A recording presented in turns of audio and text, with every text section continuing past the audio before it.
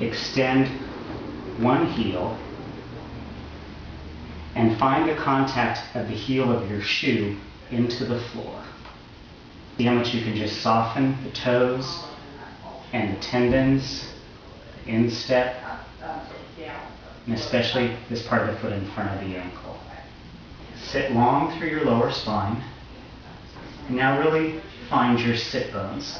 And the sit bones are just the points that are the bottom of your pelvis. The heel of your shoe, the heel of your foot. That help you find your hamstring drawing up onto the stable sit bone.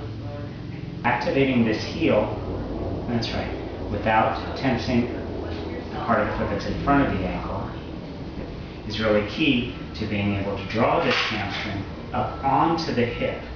So again, it's a heel to hamstring hip connection, but we're identifying that the sit bone is the bottom of this hip.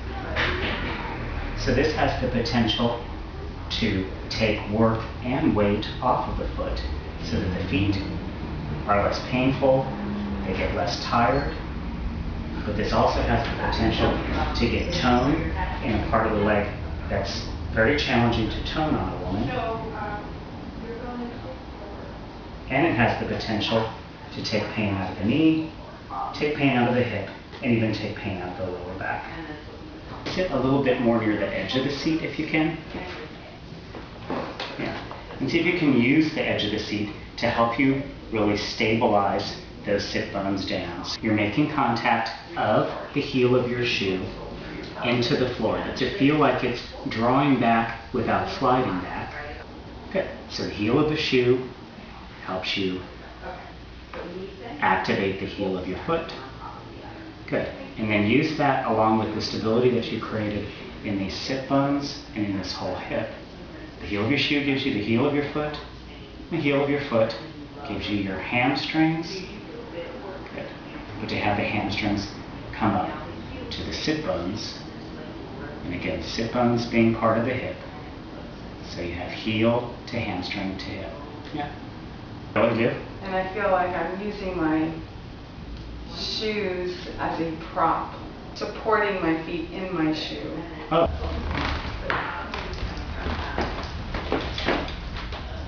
Yeah. So first you can just let your heels hang off. Yeah. First thing that you're going to do is just kind of hug the ball into your hamstrings. So even though you're going to move the ball forward now, it's going from your soles now. Don't pull back your feet as you extend out.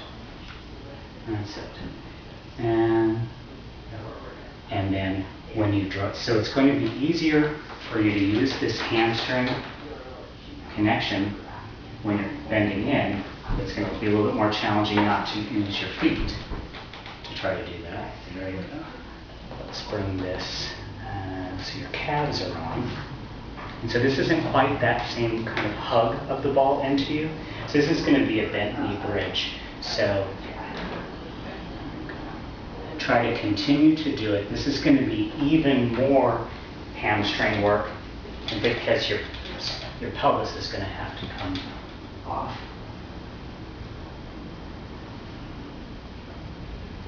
Good. That's it. So see, I'm giving you some support underneath the balls of your feet, but I'll do this for a few times. Good. Okay. Is that even stronger in your hamstrings now? Mm-hmm. Yeah. That's it. Good.